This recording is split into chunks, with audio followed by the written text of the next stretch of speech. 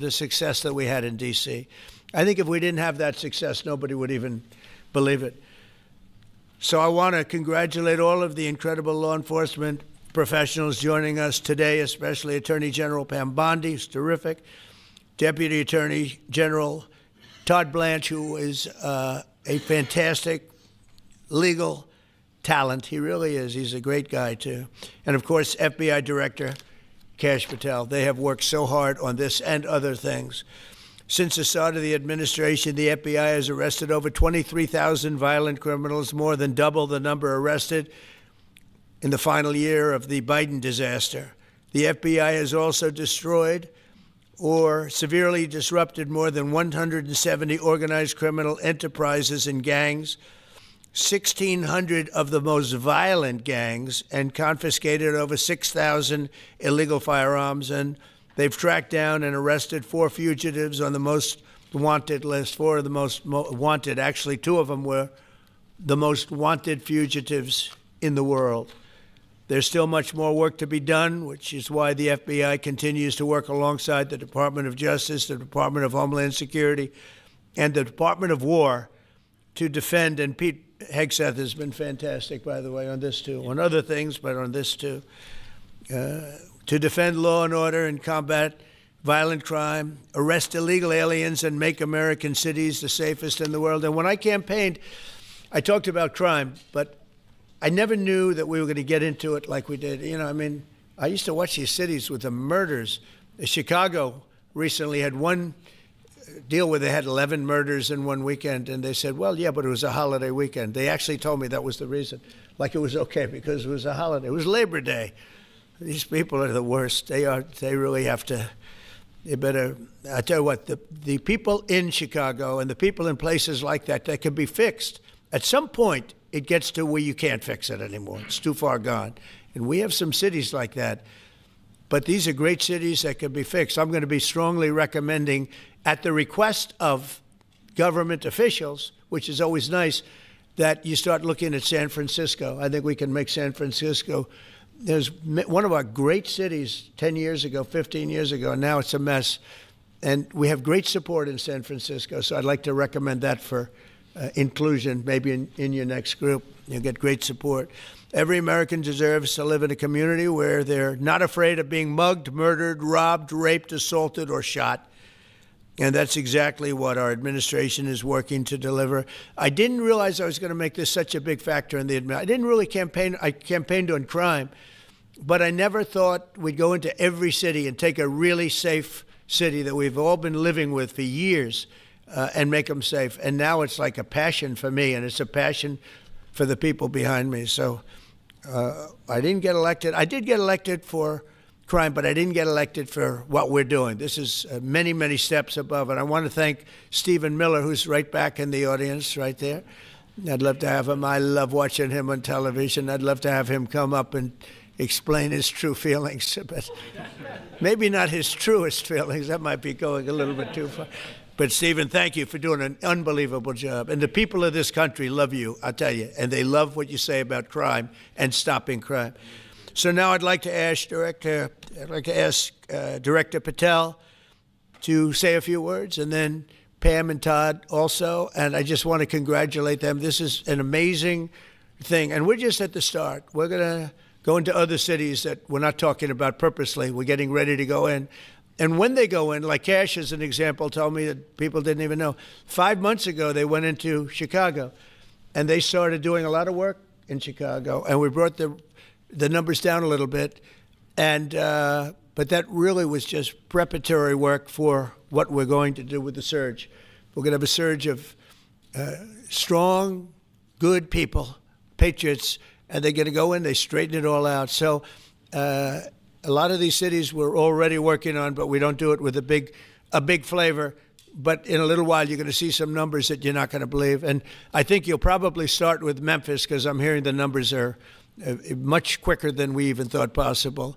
But again, D.C. it speaks for itself. Chicago is going to be okay. We're going to save Chicago.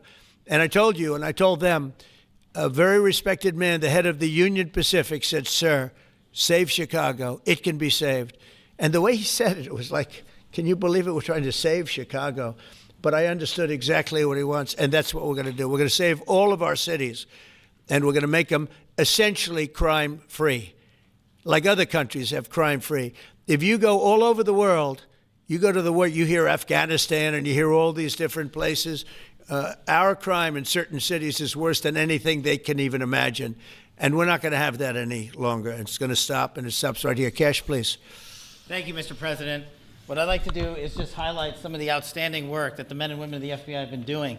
And thanks to your brave leadership and the mandate you were given by the American people to not only defend the homeland but crush violent crime, you tasked us with our great partners at the Department of Justice and the Attorney General and the Deputy Attorney General to start making arrests and bring prosecutions and safeguard our cities. And you said it, this is just the beginning. In just 7 months, I hope the media takes a look at every one of these charts, because these are the best numbers for fighting crime in U.S. history, and it's only 7 months in. And to do that, our vehicle to do it of choice was Operation Summer Heat, which the FBI architected to go after violent criminals. And in just a 3-month span, you had 8,700 arrests of violent criminals. You had 2,200 firearms seized off the streets permanently to safeguard our communities. You had 421 kilograms of fentanyl seized. Just to put that in perspective, that's enough to kill 55 million Americans alone. You had 45,000 kilograms of cocaine seized, and thanks to our Department of Justice partners, you had 2,100 indictments in 3 months, from June to September alone. Mr. President, that in and of itself would be historic for a 4-year presidency. You did that in 7 months because you let good cops be cops, and you partnered us with the right people at the Department of Justice to put the handcuffs on and bring them to court and put them in prison. And if that weren't enough, when you look at the year, for the entire 7-month period that we're talking about here, if you look at the past 4 years of the Biden administration, 16,000, 17,000, 15,000, 15,000. That's the number of arrests year over year of violent felons in this country for the Biden administration. Mr. President, in 7 months, you have 28,600 arrests of violent felons in just 7 months alone, because of your leadership and the dedication of the men and women at the FBI who want to go out there and do the job they were prevented from doing, because that department used to be weaponized and politicized. And this is what happens when you take out the fangs of weaponization. This number is historic by every metric. 28,000 people have been arrested, violent felons alone. And then when you go over there and look at some of these charts, if you don't mind, I'll just hop over here.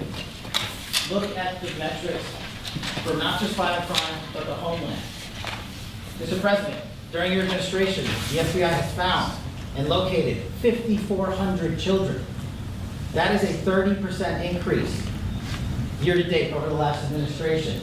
Violent crimes against children arrests alone are up 10%. Gang arrests are up 210% in the last 7 months alone. And transnational organized crime, which Stephen Miller has been a great partner in, is up over 12% alone. These numbers are historic just as a snapshot. But just so people don't think we're focusing on violent crime alone, the national security mission, Mr. President, under your leadership has never been stronger.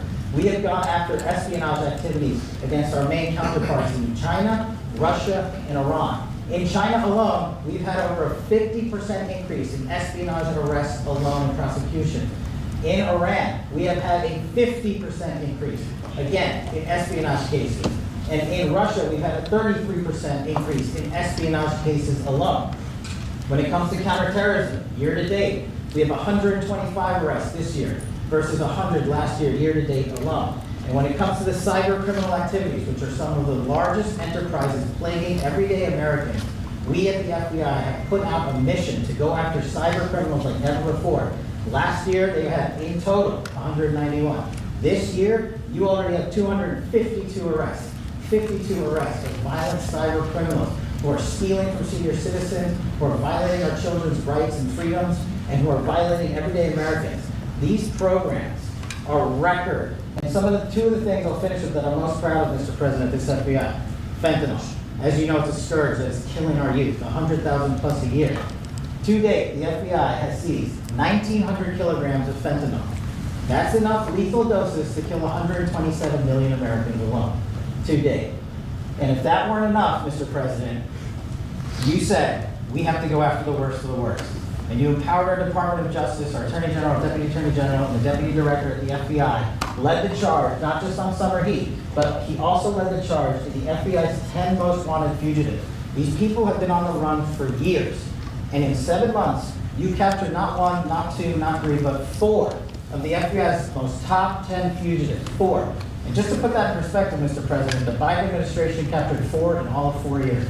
You're on 7, and we're going to get to 10. We're going to get to 10 of 10. This includes a lady who murdered her 6-year-old handicapped child and fled to India. We got her in 2 months. This includes a narco trafficker. This includes a sex trafficker. This includes another first-degree murder and gangbang. These people were on the run because of the prior administration's reckless policies that destroyed our communities. And you came in and with a mandate said, go after the worst of the worst.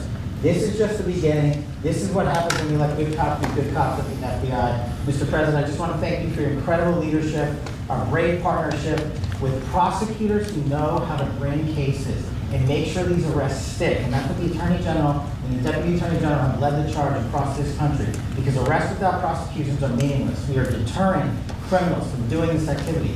We are preventing criminals from coming into America, and we are absolutely crushing violent crime and federal reform and defending this homeland, sir. And not to mention, I almost forgot this one. It took you, sir, 2 weeks to get the Abbey Gate bomber. Joe Biden had 4 years to look for him. You got him in 2 weeks, thanks to the interagency effort by the FBI and the CIA, went to Pakistan, and now 13 brave warriors who were sentenced to murder because of disastrous Afghanistan withdrawal. They have justice, their families have a peace of mind, and we're going to continue to find the others, Mr. President. On behalf of the FBI, sir, I just want to thank you. Thank you very much, Gage. Great job. Very good. Very impressive. Pam, would you like to say something, please? President Trump, the men and women of law enforcement say 2 things to me repeatedly. First, you have taken the handcuffs off them and let them do their jobs, and you let cops be cops. That's why all this is happening.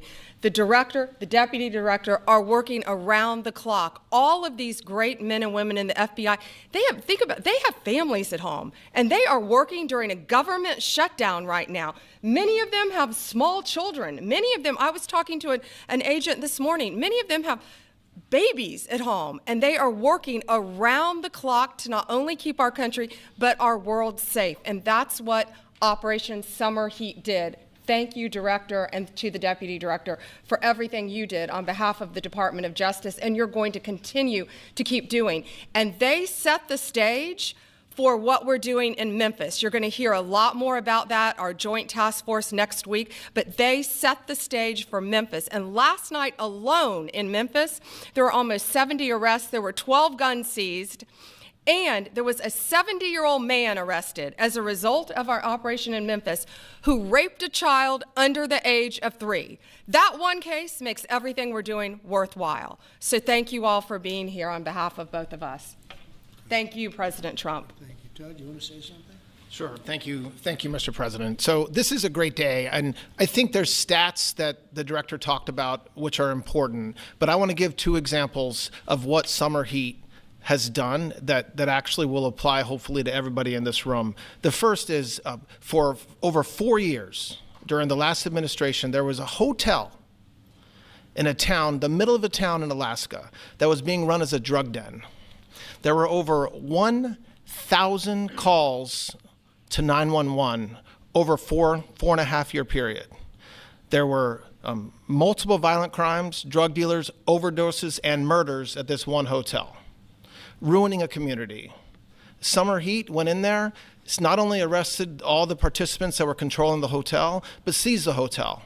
And so that's one example of what Summer Heat means to everyday Americans that just want to live in peace. The second example is a large narcotics trafficking group that was selling fentanyl in the state of Washington. They were shipping fentanyl and using commercial aircraft, putting fentanyl pills and powder in suitcases, flying them from the southwest border, mostly Arizona, all the way to Washington. It had been going on for an extremely long time, and the entire organization was arrested. And I say those 2 examples because it's easy to look at the board and see 1,000 arrests. How much different is our communities now compared to the past 4 years? But there's actual life examples. Every one of these arrests means that our streets are safer, and that's because of the work of this administration, of President Trump and Director Patel. So I will tell you, Attorney General Bondi and I are together every day with Director Patel, figuring out ways that we can continue to do this work, and it's not going to stop. Like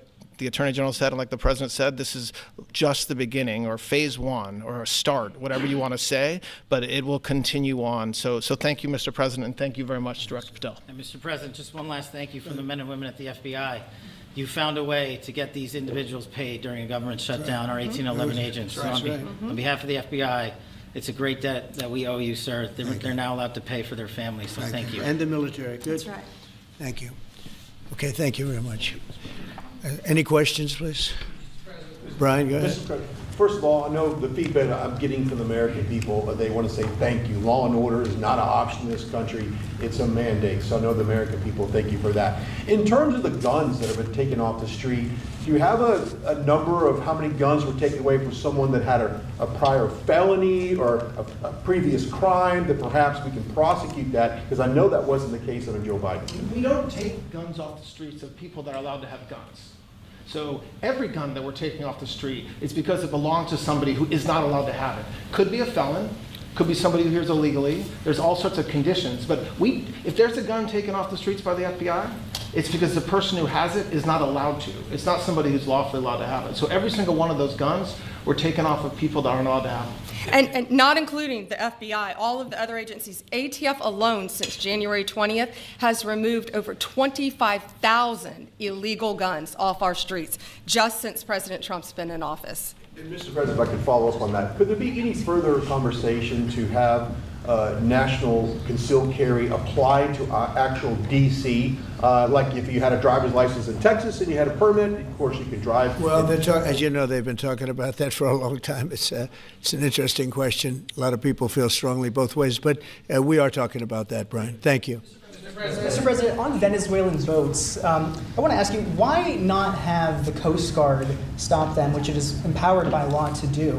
This way you can confirm who's on the boat and ensure that they're doing what you suspect. Because we've been doing that for 30 years, and it has been totally ineffective. They have faster boats.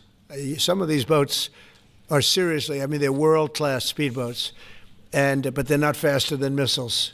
But we've been trying to do that for years, and so much of the drugs, 25-30%, would come in through the seas. Right now we have, I would say, none coming in through the seas. In fact, I don't know about the fishing industry. If you want to go fishing, a lot of people aren't deciding to even go fishing. We've almost totally stopped it by sea. Now we'll stop it by land. What's the next But step? it never worked. It never worked when you did it in a very politically correct manner. What's the next step in this war on cartels, and are you considering options? Are you considering strikes on land? Well, I don't want to tell you exactly, but we are certainly looking at land now because we've got the sea very well under control. We've had a couple of days where there isn't a boat to be found. And that, I view that as a good thing, not a bad thing. But we had tremendous amounts coming in by boats, by very expensive boats. They have a lot of money, very fast, very expensive boats that were pretty big. And the way you look at it is every boat that we knock out, we save 25,000 American lives. So every time you see a boat and you feel badly, you say, wow, that's rough. It is rough, but if you lose 3 people and save 25,000 people, these are people that are killing our population. Every boat is saving 25,000 lives, and you can see it. The boats get hit, and you see that fentanyl all over the ocean. It's like floating in bags. It's all over the place, and it's a tremendous. We're saving tremendous amounts of lives. Yeah, Mr. President, on that issue. I know you've talked about, I have a question for you, and then I also have a question for Director Patel. I know you talked about having some distaste for Boston recently. Is this one of the cities that you might be looking into, and can you give us a hint about other cities that you might be You're saying for where? For where? For Boston. Yeah, well, Boston has a bad mayor who at least is a reasonable IQ person. Most of them are low IQ. But and they're so bad. What's going on in Chicago is just, you'd think the guy would say, hey, look, we have a problem, Mr. President. Could you come in and straighten it out? We could have that done in a month if we had their cooperation. It's going to be done anyway, but we could have it done in a month. Yeah, Boston, she's got 4 areas that are, wrong. And, somebody said, would we think about taking the World Cup away from Boston if they don't straighten it out? And the answer is yes. We have the right to do that with FIFA. So if we think that LA is going to be bad, or we think that applies a little bit to the Olympics too, but we'll talk about FIFA first. FIFA is very hot. If we think there's any reason that, whether it's Boston or anywhere else, that they're not doing their job, we're going to take those World Cup games and move them someplace else. Thank you. And then Director Patel, there's been so many conspiracy theories swirling around about the assassination of Charlie Kirk. Do you have any updates for us, especially in light of all the online content that everyone's been talking about? The only thing we deal with at the FBI and the Department of Justice is facts, and we delivered in record speed a manhunt to capture Charlie Kirk's alleged assassin in 33 hours. And if you put that in perspective to Luigi Mangione or the Boston bomber, they took them 5 days and a police officer lost their life in their manhunt. We are running out absolutely every single lead, and the best thing we can do to honor my friend Charlie Kirk's life is to make sure that everyone involved is prosecuted to the full extent of the law, and that's what we're focused on, investigating the facts, not trading in conspiracy theories. Okay? Mr. President, thank you so much. Thank you. In light of China's export curbs on rare earths, do you view India as a reliable partner going forward? And are you planning to meet Prime Minister Modi in Malaysia? Are you open to talks in terms of Yeah, trade? sure. He's a friend of mine. We have a great relationship. He just said that 2 days ago, as you know. We have a great relationship. No, we were not happy with him buying oil from Russia, because that lets Russia continue on with this ridiculous war where they've lost 1.5 million people, by the way. Russia's lost 1.5 million people, soldiers mostly. This is a war that should have never started, but it's a war that Russia should have won in the first week, and they're going into the 4th year. And I want to see it stop. So I was not happy that India was buying oil. And he assured me today that they will not be buying oil from Russia. That's a big stop. Now I got to get China to do the same thing. You know, that is relatively easy compared to what we just did over the last week in the Middle East. Middle East was 3,000 years, and we got it done. This is 3 years, and I think we'll get it done. I think that President Putin, I think he wants to get it done. We'll see. There's a great animosity between him and Zelensky. You probably have noticed, right? And it's, I think it's hurting the process. Yeah, please. Mr. President, thank you. Curious, why did you authorize the CIA to go into Venezuela? And is there more information you can share about these strikes on the alleged Well, I can't drug do busts in that, the but Caribbean? I authorized for 2 reasons, really. Number one, they have emptied their prisons into the United States of America. They came in through the, they came in through the border. They came in because we had an open border policy. And as soon as I heard that, I said, a lot of these countries, they're not the only country, but they're the worst abuser. And they've entered they've allowed thousands and thousands of prisoners, mental institution, people from mental institutions, insane asylums, emptied out into the United States. We're bringing them back, but that's a really bad, and they did it at a level that probably not, many countries have done it, but not like Venezuela. They were down and dirty. And the other thing are drugs. We have a lot of drugs coming in from Venezuela. And a lot of the Venezuelan drugs come in through the sea, so you get to see that. But we're going to stop them by land also. Does the CIA have authority to take out Maduro? Oh, I don't want to answer a question like that. That's a ridiculous question for me to be given. Not really a ridiculous question, but wouldn't it be a ridiculous question for me to answer? But I think Venezuela is feeling heat, but I think a lot of other countries are feeling heat too. We're not going to let this country, our country, be ruined because other people want to drop, as you say, their worst. They have given us their worst. They've loaded up our country with prisoners, with mentally ill people that are seriously ill, criminally ill. And we're not going to take it. And so, I mean, it's just one of those things. And I can tell you, we've taken care of the sea. There's nobody, and we're watching. We're watching. And if we see it, we'll save it. Yeah, please. On the ships, though, sir, there are Republicans and Democrats up on the Hill concerned that in the briefings they've gotten about those attacks, they're not necessarily getting information about who was on them and what exactly was on those ships. Can you ensure that at but least they are lawmakers given will be told that? information that they were loaded up with drugs, and that's the thing that matters. When they're loaded up with drugs, they're fair game.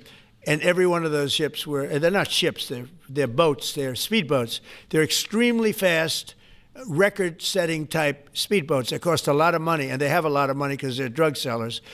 But they know one thing, and they all have the same thing in common. There's drug dust. They call it drug dust. They call it fentanyl dust all over the boat after those bombs go off. And you can take along. Attack them, though, that they're We know before. We know when they go out. We know we have much information about each boat that goes out. Deep, strong information. Yeah, please. So you're going to have Volodymyr Zelensky here this week. What is your message at this stage of the war for him? And shy of tomahawks. To who is that? For Zelensky. Yeah. And shy of tomahawks for Ukraine. Are you considering other options, and will you speak with Vladimir Putin about No, we're looking at other options. We are. President Zelensky's coming in. I'm not a fan of the war. I'm not a fan of the way it started. It should have never happened. It wouldn't have started if I were president. The election was rigged. And because of that, we lost a lot of lives have been lost because of that war. Not American lives, but if I can save a lot of lives, that's why I'm in it. I want to save lives. I've had 8 wars. The Prime Minister of Pakistan got up the other day, said so beautifully, says, you saved millions of lives. He told that to a group of people right in this office. He said the president saved millions of lives. And I think what he's referring to is the fact that that would have been with India a nuclear war. That was getting very close. 7 planes, they don't talk about it, but 7 aircraft were shot down. In fact, we have the new ambassador to India right here. They're well represented. You better represent us, not them, okay? But Sergio's going to do a great job. He's going to do a great job. But no, we'll be talking about the war with him, and we'll be talking about, they want to go offensive. I'll make a determination on that, but they would like to go offensive, you know that, and we'll have to make a determination. Mr. President, given you have the FBI Director and Attorney General here today, Jim Jordan has asked Jack Smith to appear in front of the House Judiciary. You mean deranged, Jack? He's a deranged individual, yeah. He's asked him to... Well, they should. I'm surprised it takes so long. We're talking about violent crime. What about the crime against a political opponent? That's what we have to talk about, too. Jordan would like to understand the full extent to which the Biden-Harris Justice Department weaponized federal law enforcement. What do you think the committee will find out, Mr. Smith? I think it was the worst weaponization of a political opponent in the history of the world, let alone this country. And I hope that everybody's, they're involved in it. I'm not. I'm the one that had to suffer through it and ultimately win.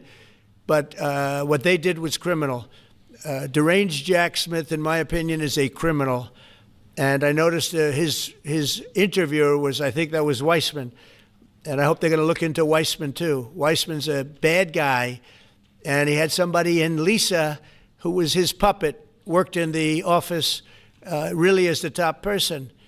And I think that she should be looked at very strongly. There was tremendous criminal activity having to do. If we don't have fair elections in this country, we're not going to have a country. And I've said it from the beginning, fair elections and borders. And we need also fair press, because if you don't have fair press, it's very tough. And we've got the strongest border of anybody. Nobody has a border. We have a border where the numbers just came out again. You saw 0 people came in illegally. Now, we do take people into our country legally, but 0 people. But, you're talking about a different subject. You're talking about political crime. They have committed massive political crime. I hope they're looking at Shifty Schiff. I hope they're looking at all these people. And I'm allowed to find out. I'm allowed to, I'm, in theory, the chief law enforcement officer. But I have a very good, talented group. This is about something else. But I hope they're looking at political crime, because there's never been so much political crime against a political opponent as what I had to go through. They raided my house in Florida. It was an illegal raid. I have a lawsuit that was doing very well. And when I became president, I said, I'm sort of suing myself. I don't know. How do you settle the lawsuit? I'll say, give me X dollars, right? And I don't know what to do with the lawsuit. It's a great lawsuit. And now I won. It sort of looks bad. I'm suing myself, right? So I don't know. But that was a lawsuit that was very strong, very powerful. They raided illegally my house in Florida, Mar-a-Lago. They went through the drawers of my young son. They went through all of the cabinets and drawers of the First Lady. She walked in, she said, wow, what happened? Because she's very meticulous, and this wasn't so meticulous. As she looked into the drawers and she saw everything a mess. It's what they did against a person that just got out of office. And then you look at these corrupt people. You look at Hunter Biden. You look at the signature. As an example, the Europen. I just signed so many different things. An admiral, a 4-star general. I'm signing them left and right, the commissions. And by the way, I want to compliment John Thune and also Mike, our great speaker. But John Thune, All of a sudden, I'm getting these things by the hundreds. I was getting one every 2 weeks. It would have been 4 years before you got them in more. You would have had some that didn't even get in, all because of Democrat obstruction. So John Thune did a great job. I must have signed 200 into the administration. We're just about caught up. It's amazing. And so compliments to John. He had to do some things that were very tough to do that he didn't want to do, but he was forced to do it by the Democrats. And as far as the shutdown's concerned, this is a Democrat Schumer shutdown. And he's trying to do it to get relevance back into the party because he's a loser. I've known him all his life. He's always been sort of a loser, but an intelligent one. But I think he's losing IQ points with time. I think that happens. I hope it hasn't happened with me. I know if it did, you guys will let me know about it very quickly. Question on violent crime, sir. Here in D.C., a judge has given the two teenagers that beat up ex-Doge staffer Big Balls probation. It's incredible. And no jail time. Is this justice? Jeanine Pirro is doing a fantastic job, and she is beside herself because you have these radical left judges that they beat the hell out of this guy. And there was many people against this one guy who was really trying to protect his girlfriend. He didn't want his hooded over the door but they really beat him up badly. That just happened, right? Yeah. Wow, that's terrible. I think the judge should be ashamed of himself. That's a big problem. You know, they can do their job and then they go into a court and the people are protected by these, I don't know where they come from. Where do these people come from? Where do the judges come from? I want to compliment on behalf of Pam and Todd and all of us because Cash, I think that Jeanine has done a fantastic job. And the case I heard was like flawless. It's a flawless case. They have them on tape. They have everything. And then a judge gives them a little probation. These are rough guys. And they're young. And if that happens, they're going to grow up. They're going to be real bad. They're going to cause a lot of problems. Yeah, please. Go ahead. So, Sergey Bohr has just gotten back from India. Right. What were the conversations like with Prime Minister Modi and the other? I think they were great. He reported to me that he's a great man, you know. Modi is a great man. That he loves Trump. Now, I don't know if the word love, I don't want you to take that any different. I don't want to destroy his political career, okay? But you have to understand, I've watched India for years. It's an incredible country. And every single year you'd have a new leader. I mean, some would be in there for a few months. And this was year after year after year. And my friend has been there now for a long time. And he's assured me there will be no oil purchased from Russia. I don't know, maybe that's a breaking story. Can I say that? Would you say? There will be no oil. He's not buying his oil from Russia. It's started. You know, you can't do it immediately. It's a little bit of a process. But the process is going to be over with soon. And all we want from President Putin is stop this. Stop killing Ukrainians and stop killing Russians because he's killing a lot of Russians. Again, it doesn't make him look good. It's a war that he should have won in 1 week, and he's now going into his 4th year. That does not make this big so-called war machine look good. But he could make a settlement. We're willing to settle. I thought we had a deal. The hatred of the two leaders is it's an obstacle. It's an obstacle. There's no question about it. But I thought we had a deal 2 months ago. Who would think I created peace in the Middle East and can't get the two guys to settle? But I think we'll get them. But if India doesn't buy oil, it makes it much easier. And they're not going to buy it. They assured me they will. Within a short period of time, they will not be buying oil from Russia. And they'll go back to Russia after the war's over. Jennifer? On the shutdown, sir, are FBI officials being paid right now? Are all the FBI employees being paid? And are all the Well, that's what I understand. I hope so. Thanks to your great work, Mr. President, the 1811 special agents at the FBI are going to receive their paychecks. Got a lot of people paid, actually. in the whole intelligence We got the community? people that we want paid, okay? And we want the FBI paid, we want the military paid. We got the people that we want paid. And I'll tell you, the Democrats, they don't talk about this. You know, we're getting rid of programs that we didn't like, but that were negotiated in, but we didn't like. We're terminating those programs, and they're going to be terminated on a permanent basis. And it's thousands of people, and it's billions of dollars. We're getting rid of a lot of things that we never wanted because of the fact that they made this stupid move. And they don't want to talk about it. You know, they have their day coming up. I hear very few people are going to be there, by the way. But they have their day coming up, and they want to have their day in the sun. But they should really make a deal. So what we're doing, I mean, they call him Darth Vader, but he's actually a very nice person, Russell Vogt. But Russell Vogt is really terminating tremendous numbers of Democrat projects. There's not only jobs, I mean, the project in Manhattan, the project in New York, it's billions and billions of dollars that Schumer has worked 20 years to get. It's terminated. Tell him it's terminated, Jennifer.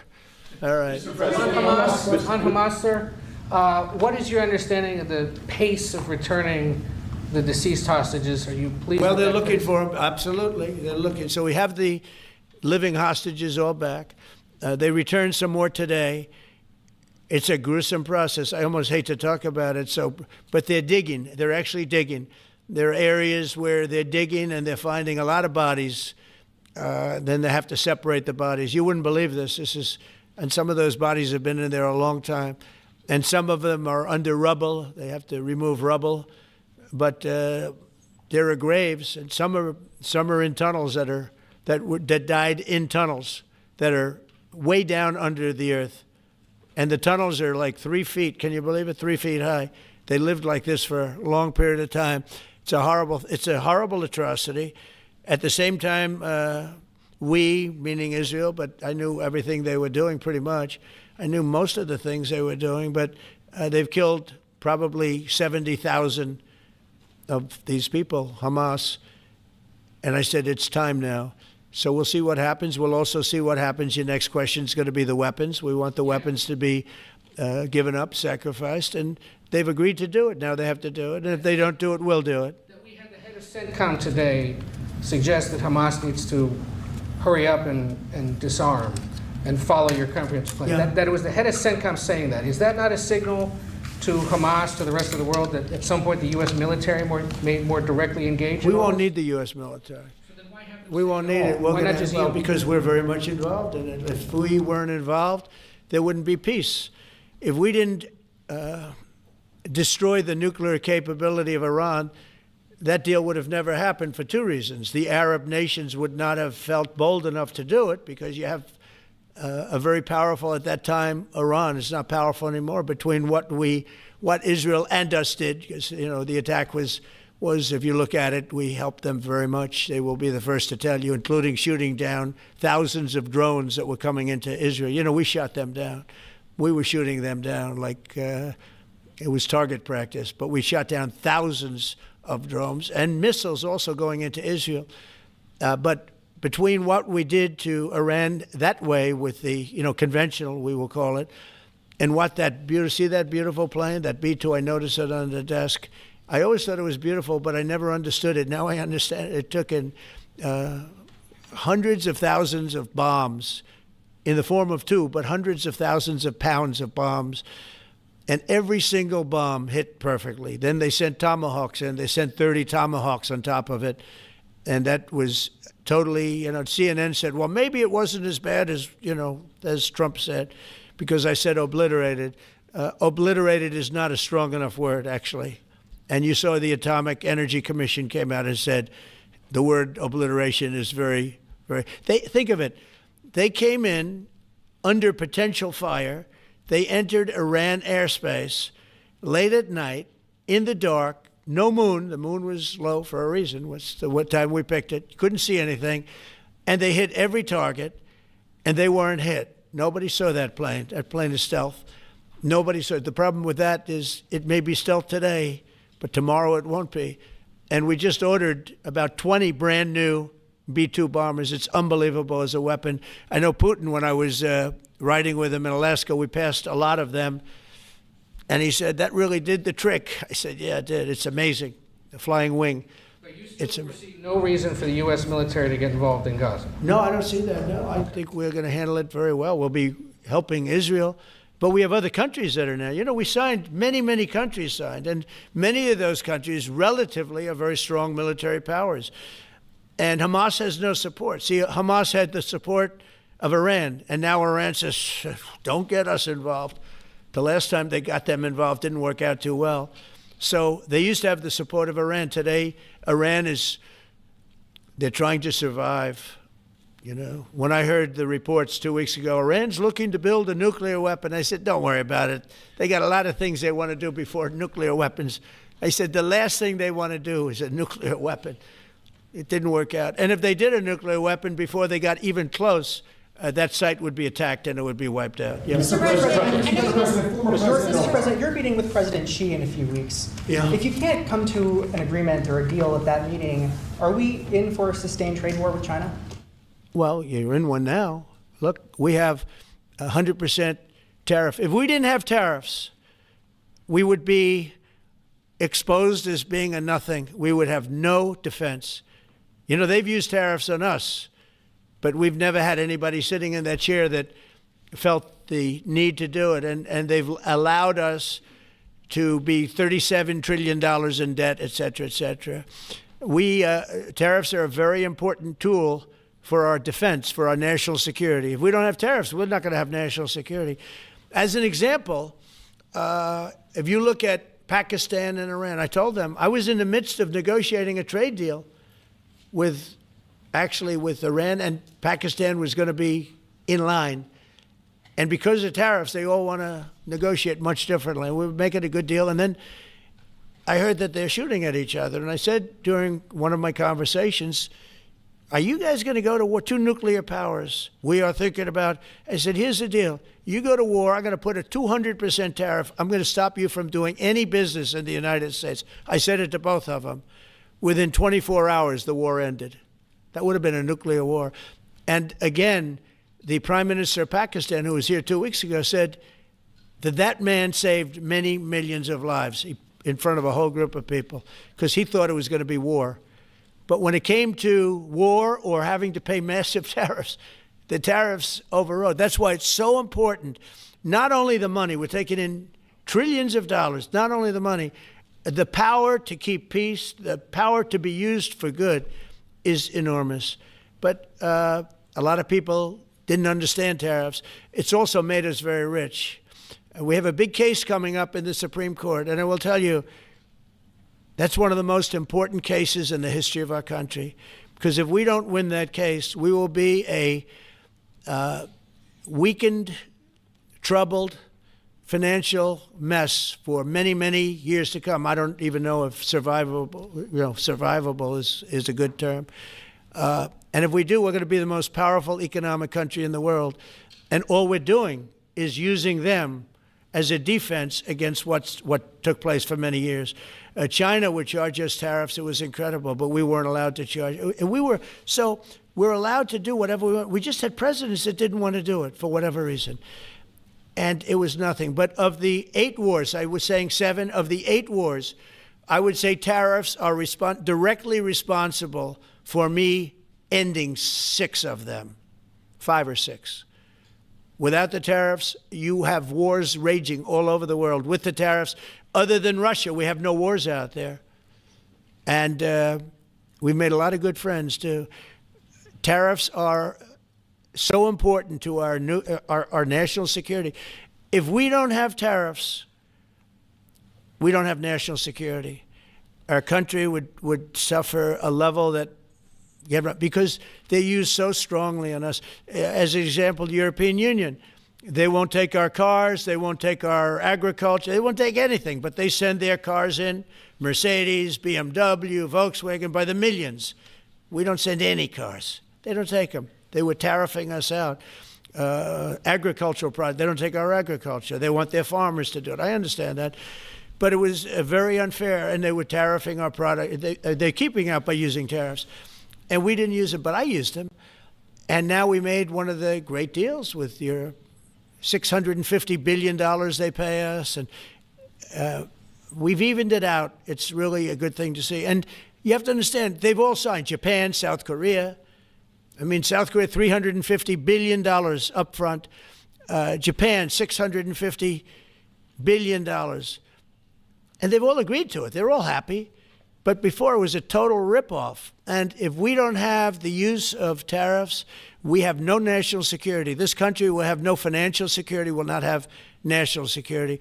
And the people that brought the lawsuit are people that are aligned with foreign nations that are now being treated fairly as opposed to just ripping us off and ripping us asunder.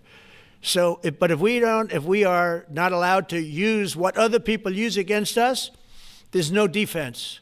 It'll be a disaster for America. That's why I think I'm going to go to the Supreme Court to watch it. I've not done that, and I had some pretty big cases. I think it's one of the most important cases ever brought, because we will be defenseless against the world. Okay? You'll go to the tariff case? Did you have one? Yes, please. Thank you, Mr. President. I want to ask you about the Georgia Senate race. I know it's very early, but there's several Republicans in that field that are vying for your endorsement. A lot of good people in that field. Yes. I know all of them, actually. I haven't made a decision on that, but you have some very good people in the Georgia Senate race. Well, Governor What Trump else? has endorsed. No, I know, the governor has, and he's spoken to me about it a lot. He likes that candidate a lot, and I understand that. I haven't made a decision yet. But I'm following that race very carefully. I think it's very important for Georgia to get a real senator, because the senator they have now is a horrible senator. He allows all the crime, all the borders. You have open borders. I mean, his whole philosophy is a disaster. That's not representative of the people of Georgia. I know the people of Georgia. I won Georgia 3 times, but they say twice. Okay, I won it very big the last time, and I won it big the first time, and I won it big the second time. But we had criminals that didn't allow. I mean, I hope they're going to go into that. I hope they go into the votes which are being stored in Fulton County and take a real look at those votes, okay? Because I won it the second time too. But I know Georgia very well. I love Georgia. Those people are great, and they deserve a good senator, because the man they have now is a weak, ineffective person. Okay. Mr. President, I wonder what you make By the way, you won Georgia 3 times. Just Yeah, I agree. Do you agree with me? And do. he's the media. For someone that He's the media. spends a lot of time in Georgia, I believe you won that. Yeah, okay. I really have a question about You don't. The word "believe" isn't strong enough, right? Yeah, You I know. There you go. It's true. I know I won too. We have the great Newt Gingrich. Newt, you agree with us? Good. Otherwise, I'd have him dismissed immediately from the room. You know, his wife, as you know, is becoming an ambassador to a great country, Callista. So congratulations. And we're going to take a picture. And the only reason I'm doing it, he speaks so well of me. He said, I'll go down as the greatest president in history. And then he blew it. He said, I'm not sure if I put him above Washington or Lincoln. So I'm not that happy about that, dude. I've got a question about the weaponization of the DOJ. The media often says your department is weaponizing the DOJ. Yeah. That's the opposite. It's the opposite. Todd, you represented President Trump in probably the greatest weaponization of the DOJ by Alvin Bragg.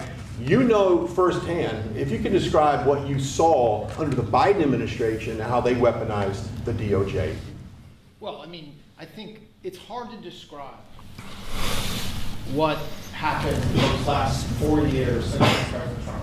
Alvin Bragg, a local prosecutor, his office staffed by somebody from New Jersey. Jack Smith, picked as a special counsel, staffs his entire office with DOJ prosecutors. And then there are countless things that happened, all in writing, most of them on the docket, that require no explanation except a complete abomination of the place that the Attorney General might run now and Director Patel. So when people talk about this department weaponizing, it's embarrassing.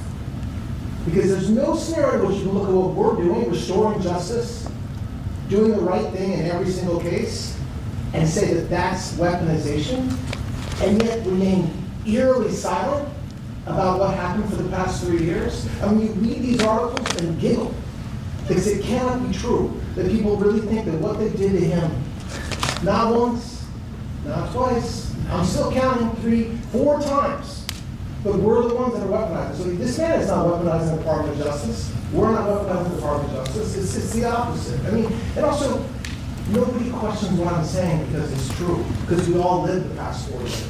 So listen. They never want to bring up the details. But I watch the fake news, and he's weaponized. And he wants to send them to prison. He wants all this.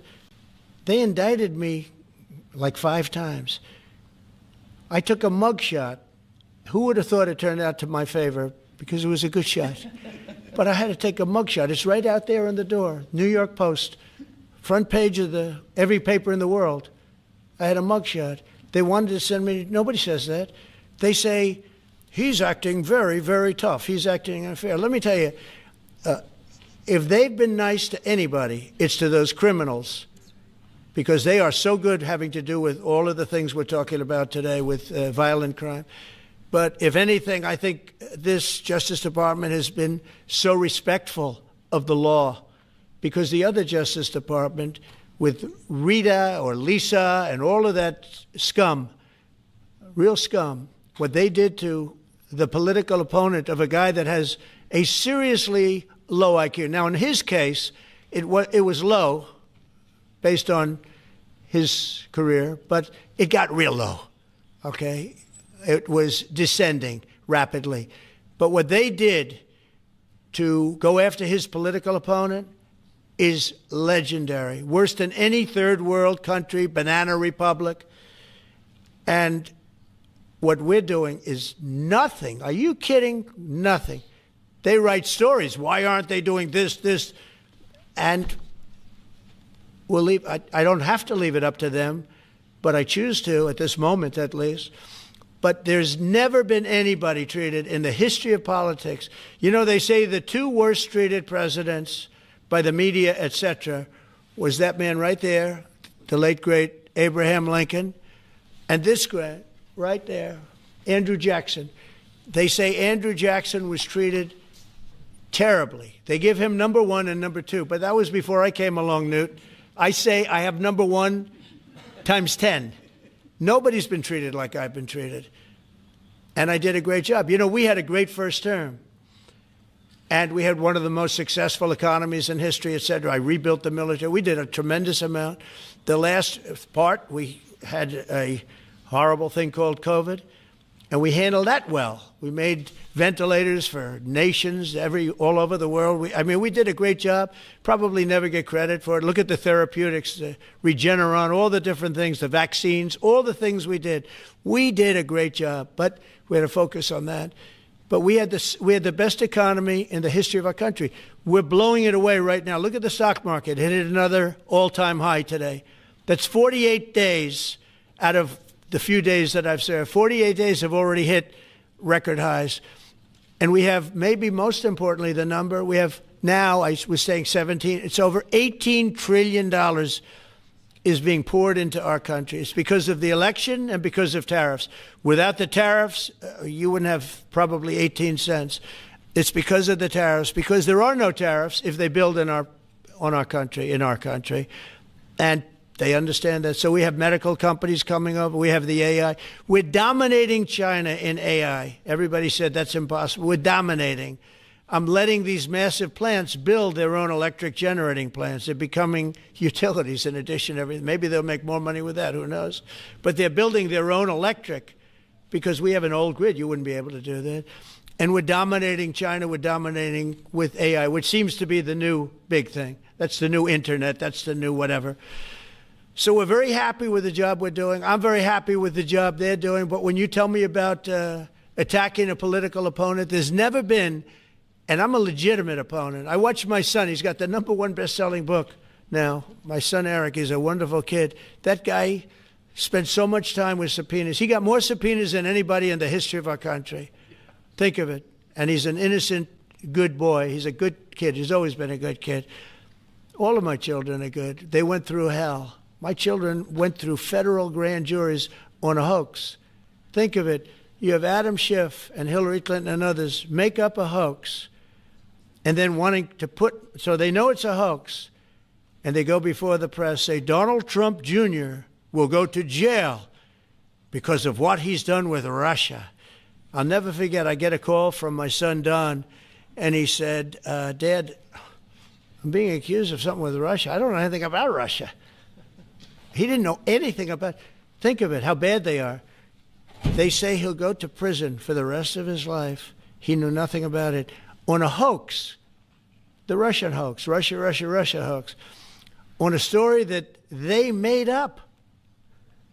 And they made it up in order to explain why Hillary Clinton lost an election that she lost by pretty good numbers. The second one, actually the second one was even better, but the third one This one was too big to rig. It was just too big to rig. They would have rigged. They tried to rig it. But think of it. They want to send my children to jail, but they were after Don in particular. I'll never forget Adam Shifty Schiff, a total crooked guy, lying in Congress, making up a phone conversation that I have with you, totally made up. Then when he heard it was taped, he wanted to disappear. And Nancy Pelosi went crazy because they wanted to impeach me based on the conversation that was made up. When they heard the tape, everybody, I won it unanimously in the Republican Party. I got every single vote, something that never happens, and I beat it. But think of it, they want to put my son in jail for something that they made up. So they know they made it up. And they say he will serve the rest of his life in prison. These are sick, bad people. And don't tell me about us going after them. If anything, we've been very, very soft. I wouldn't be that soft, I'll tell you that. Thank you very much, everybody. Let's talk. Thank you very much. It's going to be built. Well, thank you very much, everybody. It's great to be in this beautiful Oval Office. It never looked so nice. We're getting great compliments, and you see outside how that's come out. It's been great. We make a lot of improvements to the White House, and we're doing that. One of the things you should be looking at is the Palm Court, because that's been totally redone. So we like to preserve and make better the White House, and that's really what's happened, and we're getting tremendous reviews, and we appreciate it.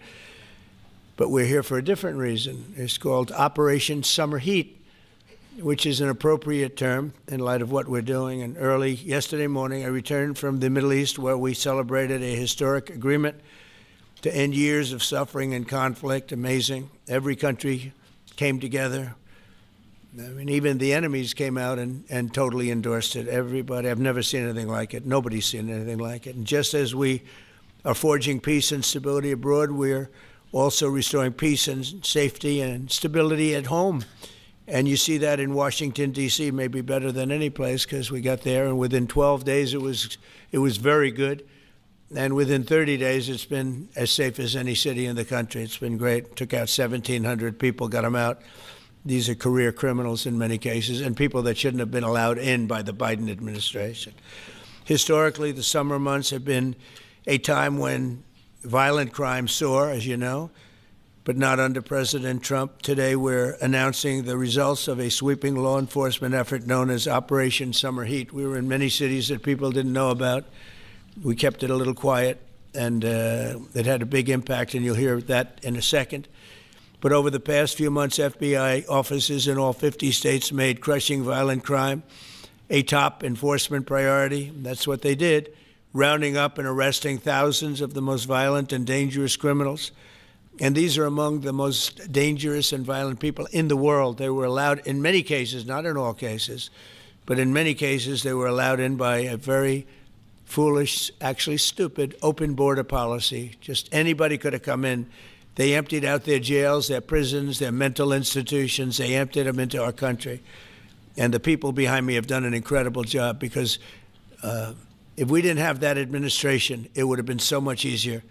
They allowed millions of people in this country that shouldn't have been allowed, including over 11,000 murderers, half of whom murdered more than one person.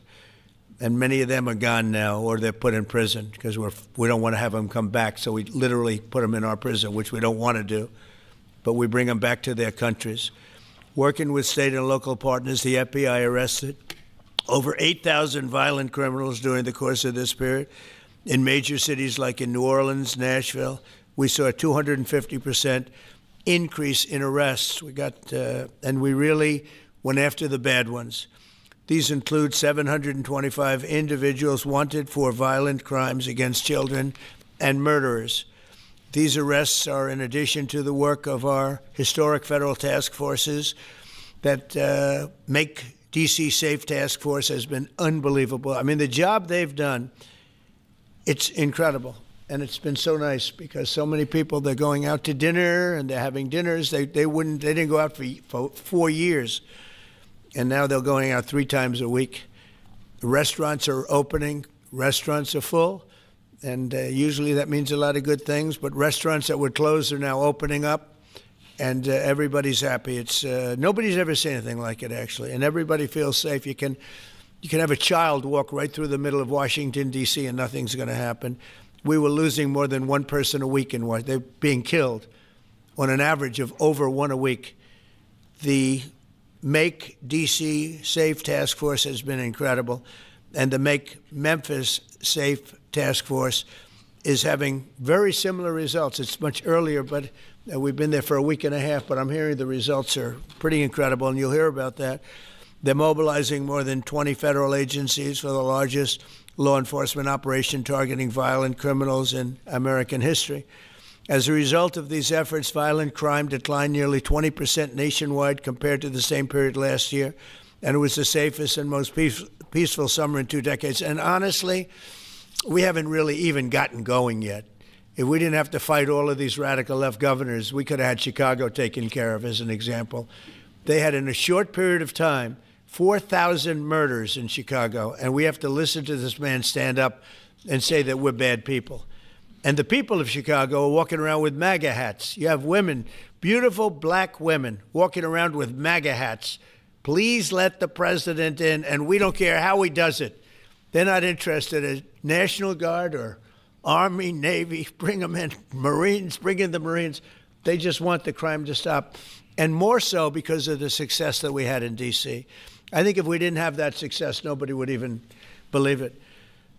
So I want to congratulate all of the incredible law enforcement professionals joining us today, especially Attorney General Pam Bondi, who's terrific, Deputy Attorney General Todd Blanche, who is a fantastic legal talent. He really is. He's a great guy, too. And, of course, FBI Director Kash Patel. They have worked so hard on this and other things. Since the start of the administration, the FBI has arrested over 23,000 violent criminals, more than double the number arrested in the final year of the Biden disaster. The FBI has also destroyed or severely disrupted more than 170 organized criminal enterprises and gangs, 1,600 of the most violent gangs, and confiscated over 6,000 illegal firearms. And they've tracked down and arrested 4 fugitives on the most wanted list, 4 of the most wanted. Actually, 2 of them were the most wanted fugitives in the world. There's still much more work to be done, which is why the FBI continues to work alongside the Department of Justice, the Department of Homeland Security, and the Department of War to defend. And Pete Hegseth has been fantastic, by the way, on this too, on other things, but on this too.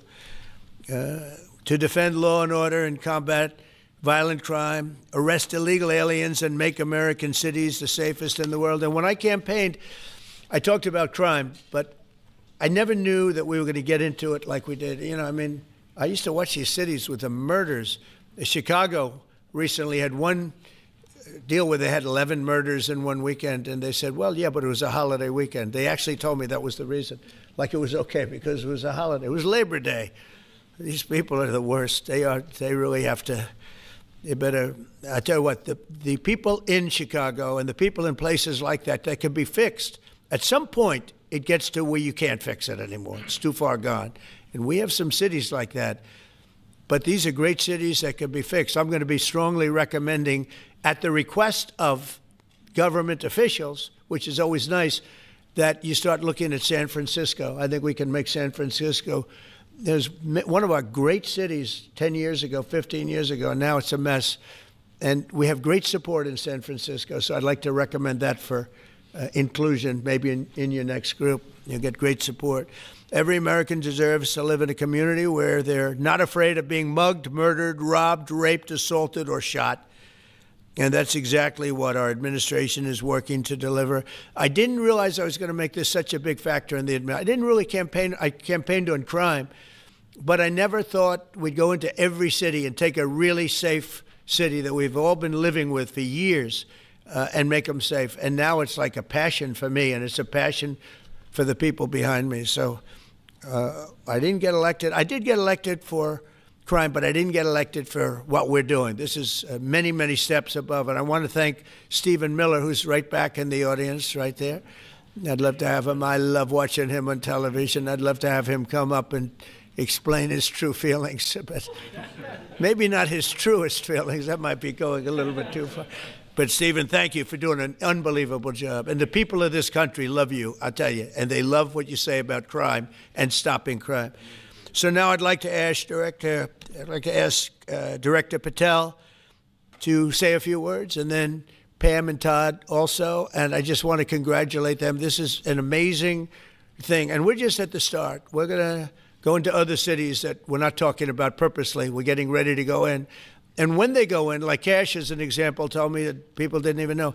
5 months ago, they went into Chicago, and they started doing a lot of work in Chicago, and we brought the numbers down a little bit. And but that really was just preparatory work for what we're going to do with the surge.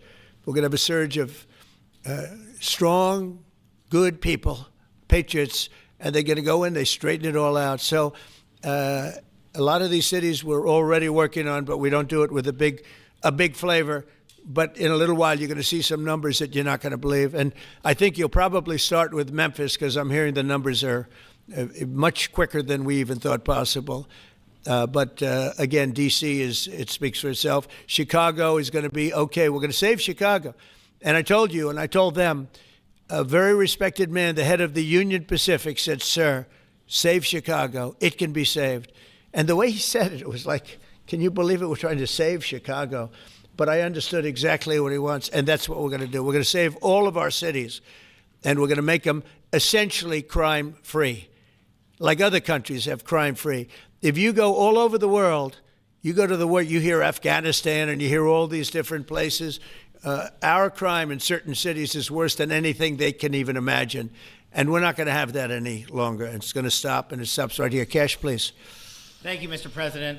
What I'd like to do is just highlight some of the outstanding work that the men and women of the FBI have been doing. And thanks to your brave leadership and the mandate you were given by the American people to not only defend the homeland but crush violent crime, you tasked us with our great partners at the Department of Justice and the Attorney General and the Deputy Attorney General to start making arrests and bring prosecutions and safeguard our cities. And you said it, this is just the beginning. In just 7 months, I hope the media takes a look at every one of these charts, because these are the best numbers for fighting crime in U.S. history, and it's only 7 months in. And to do that, our vehicle to do it of choice was Operation Summer Heat, which the FBI architected to go after violent criminals. And in just a 3-month span, you had 8,700 arrests of violent criminals. You had 2,200 firearms seized off the streets permanently to safeguard our communities. You had 421 kilograms of fentanyl seized. Just to put that in perspective, that's enough to kill 55 million Americans alone.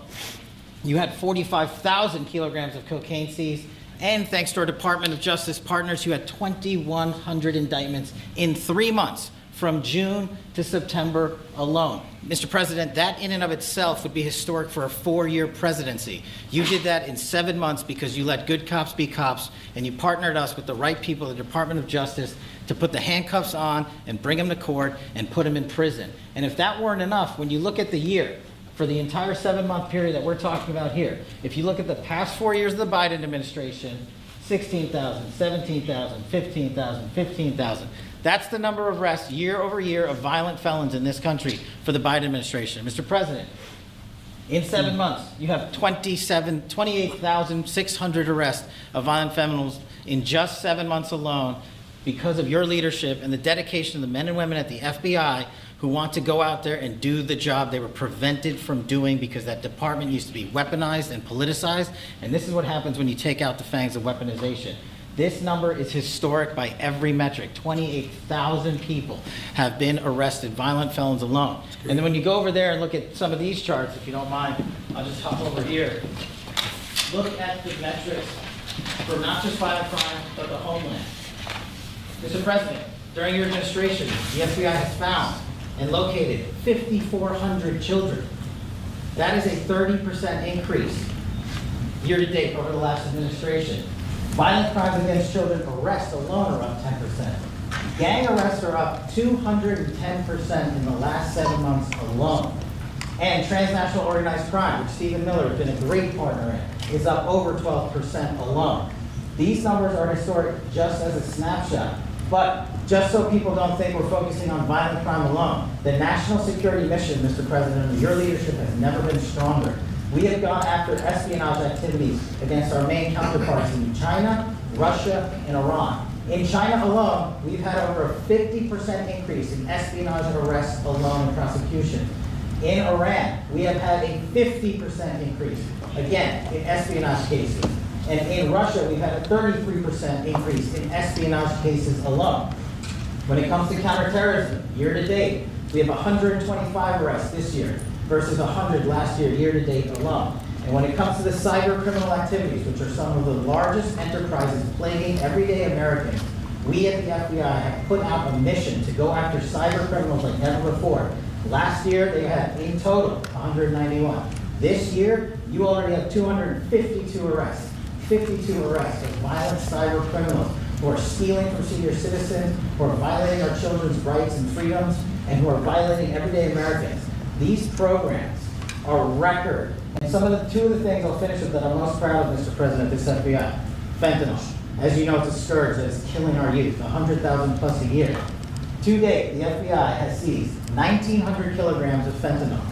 That's enough lethal doses to kill 127 million Americans alone, to date. And if that weren't enough, Mr. President, you said we have to go after the worst of the worst. And you empowered our Department of Justice, our Attorney General, our Deputy Attorney General, and the Deputy Director at the FBI, led the charge, not just on summer